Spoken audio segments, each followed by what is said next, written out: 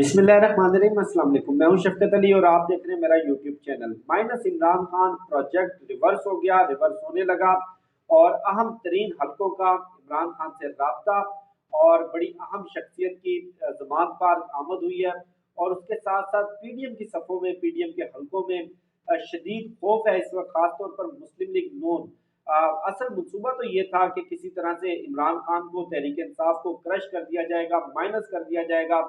लेकिन नजर ये आ रहा है कि मुस्लिम लीग नून इस पूरे सियासी मंजरनामे से माइनस होने जा रही है। और कल हमने देखा कि minus Imran Khan crush PTI project को एग्जीक्यूट करने के लिए नई पार्टी लॉन्च की गई, इस्तेहकाम पाकिस्तान पार्टी। 100 से ज्यादा रहनुमा तो मौजूद थे, लेकिन वर्कर एक भी नहीं था, कारकुन एक भी नहीं था। और जिस तरह पाकिस्तानी अवाम ने इस नई जमात का इस्तकबाल किया, जिस तरह से सोशल मीडिया के ऊपर ट्रोल किया गया, तो डेफिनेटली जमात को लॉन्च करने वाले, एग्जीक्यूट करने वाले, वो भी इस चीज़ से ऐसा तो कतई नहीं हो सकता कि उनको मालूम ना हो, उनको अंदाज़ा ना हो या उनको एहसास ना हुआ हो कि हमने बड़ा गलत फायर कर दिया है, हमारा ये जो कार्ड था, हमारी ये जो चाल थी, ये उल्टी पड़ गई है और इससे कोई फ़ायदा हासिल होने वाला नहीं है।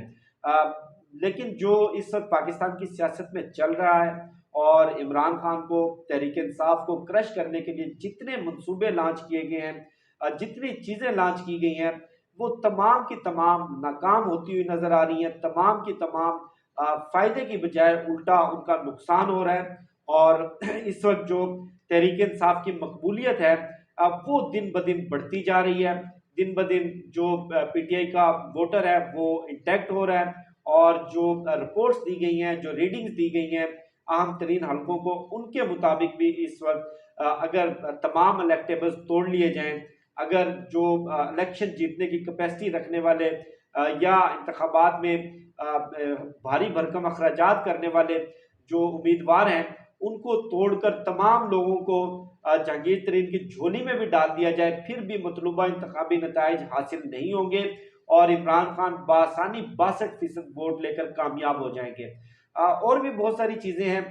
इससे पहले हमने देखा कि शाह महमूद कुरैशी साहब अचानक जेल से रिहा हुए, प्रेस कॉन्फ्रेंस की। और उनकी प्रेस कॉन्फ्रेंस, जो माजी की प्रेस कॉन्फ्रेंसेज हैं जो तहरीक इंसाफ के रहनुमा करते रहे, उनसे थोड़ी सी मुख्तलिफ थी। और उन्होंने कहा कि तहरीक इंसाफ का झंडा मेरे हाथ में है और कैद तन्हाई में बड़ा कुछ सोचने का मौका मिला, खान साहब के पास जाऊंगा, उनको समझाने की कोशिश करूंगा। वो गए और उन्होंने समझाने की कोशिश की। और इतलात ये है कि 3 ऑप्शन दिए गए इमरान खान को, या तो आप माइनस हो जाएं, पार्टी की क्यादत मेरे हाथ में दे दें, आप थोड़ा सा बैकफुट पर चले जाएं। दूसरा ऑप्शन ये था कि आप कम से कम 3 साल के लिए बैरून मुल्क चले जाएं।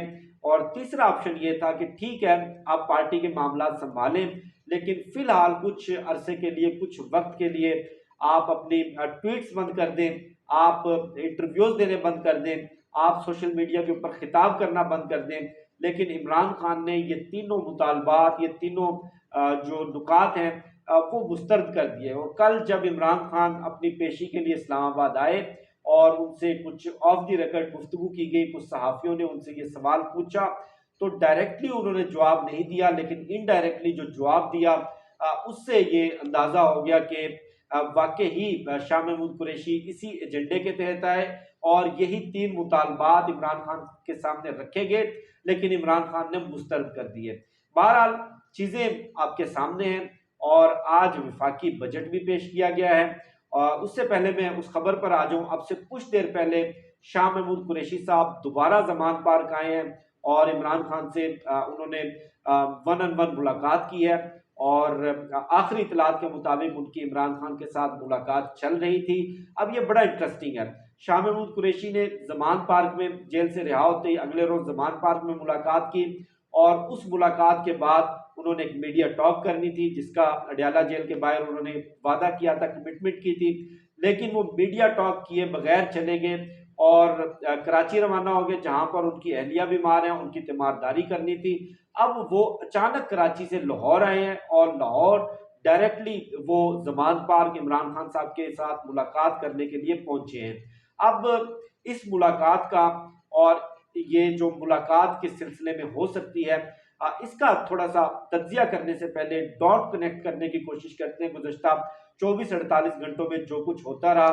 सबसे अहम तरीन डेवलपमेंट तो आज की ये थी कि विफाकी बजट पेश किया गया, और विफाकी बजट थोड़ा सा आसान तरीन अल्फाज में मैं आपको समझा दूं, 14,600 अरब रुपए का बजट था, जिसमें 7,500 अरब रुपया खसारे का बजट था, और 7,500 अरब में से तकरीबन 7,300 अरब रुपया जो कर्जों के सूद की अदायगी में चला गया।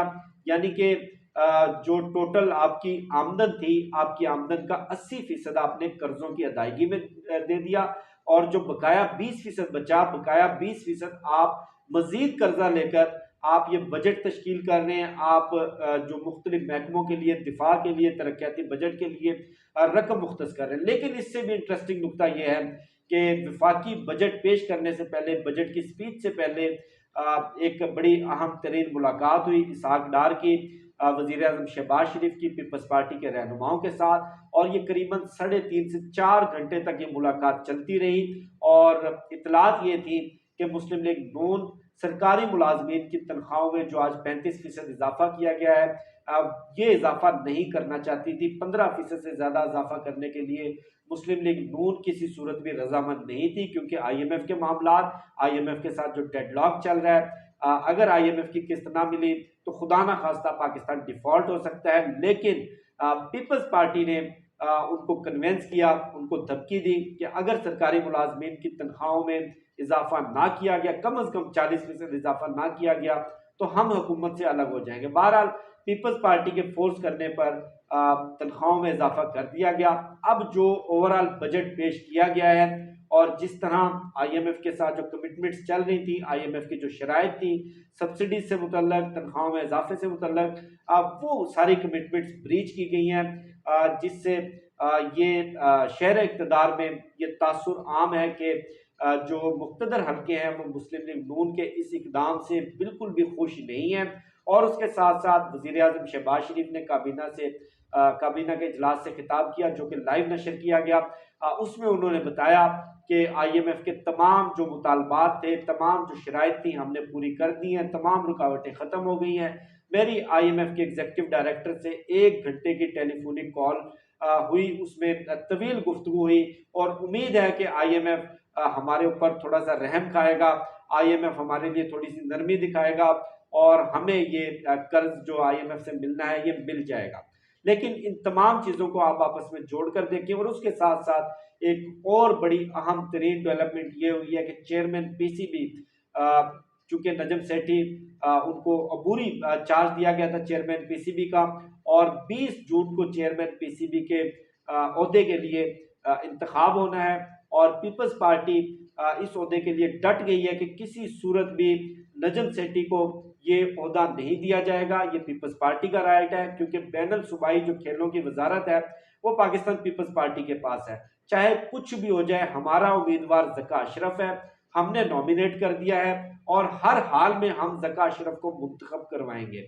अब ये भी एक पीपल्स पार्टी और मुस्लिम लीग नून के दरमियान एक कजिया बना हुआ है, एक मोमा बना हुआ है, एक तनाज़ा बना हुआ है। उसके साथ साथ कल जो आज़ाद कश्मीर में डिस्ट्रिक्ट बाग के अंदर इलेक्शन हुआ, उस इलेक्शन में जिस तरह से धांधली की गई, और असल मुकाबला तो पीपल्स पार्टी मुकाबला मुस्लिम लीग नून था, लेकिन पीपल्स पार्टी ने चूंकि उनके पास जो अमूर कश्मीर की वजारत भी उनके पास है, और गिलगित बल्तिस्तान का चार्ज भी पीपल्स पार्टी के पास है, तो उन्होंने तमाम जो रियासती वसाइल थे आज़ाद कश्मीर हुकूमत के वो इस्तेमाल किए, और धांधली करके ये सीट उन्होंने कल जीत ली, जिस पर मुस्लिम लीग नून ने बड़ा एहतजाज भी किया है, और हिना परवेज भट्ट ने इसके ऊपर ट्वीट किया, धांधली का इल्ज़ाम लगाया।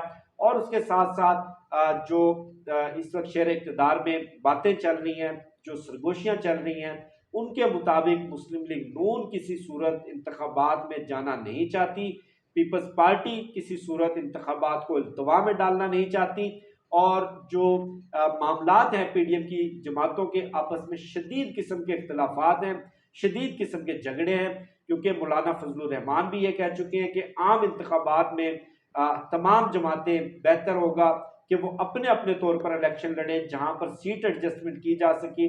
सीट एडजस्टमेंट के ऊपर गौर हो सकता है, लेकिन ये कोई ऑप्शन नहीं है कि पीडीएम की तमाम जमातें एक प्लेटफॉर्म से एक इंतखाबी टिकट के ऊपर इलेक्शन लड़ें।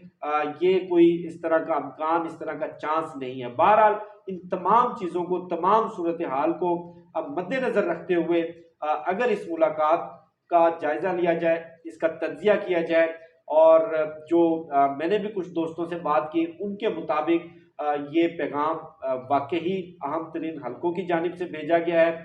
और इतलात ये हैं कि इमरान खान साहब को कुछ मजीद ऑप्शंस दिए गए हैं, और पहले जो ऑप्शंस दिए गए थे उन पर इमरान खान साहब रजामंद नहीं हुए। अब मजीद ऑप्शंस दिए गए हैं, उन ऑप्शंस के अंदर थोड़ी सी लचक दूसरी तरफ से भी, दूसरी साइड से भी दिखाई गई है। एक वर्किंग रिलेशनशिप बनाने की ख्वाहिश का इजहार किया गया है, और ये पैगाम लेकर शाह महमूद कुरैशी साहब इमरान खान साहब के पास आए हैं। बहरहाल देखते हैं जो ज़मीनी हकाइक हैं, और जो अभी तक जो पॉपुलैरिटी है पाकिस्तान तहरीक इंसाफ की, अभी तक जो वोटर इंटैक्ट है, अभी तक जो कारकुन इंटैक्ट है, जो नजरियाती फेस पाकिस्तान तहरीक इंसाफ के अली मोहम्मद खान साहब को आज रिहा किया गया, लेकिन दोबारा 5वीं मरतबा गिरफ्तार कर लिया गया। इसी तरह जो दीगर लोग हैं तहरीक इंसाफ के, जो पुराने नजरियाती कारकुन हैं, जिन्होंने इस पार्टी की तश्कील में, इसकी तरक्की में अपना खून पसीना एक किया, वो अभी तक डटे हुए हैं। और 100 लोगों की शमूलियत के बावजूद, एक नई पार्टी लॉन्च करने के बावजूद, इतलात ये हैं, रीडिंग्स ये हैं, तज्जिया ये है कि इनके अंदर इतनी सकत भी नहीं है कि 12 से 15 कौमी असम्बली की सीटें ये लोग निकाल लें। पंजाब की हुकूमत बनाना तो बहुत दूर की बात है। इन तिलों में इतना तेल नहीं है, इनमें इतनी तप्पड़ नहीं है। जिसके बाद ये थोड़ा सा रिव्यू किया गया, थोड़ी सी लचक दिखाई गई, और उम्मीद यही है कि इंशाल्लाह इसमें कुछ बेहतरी हो।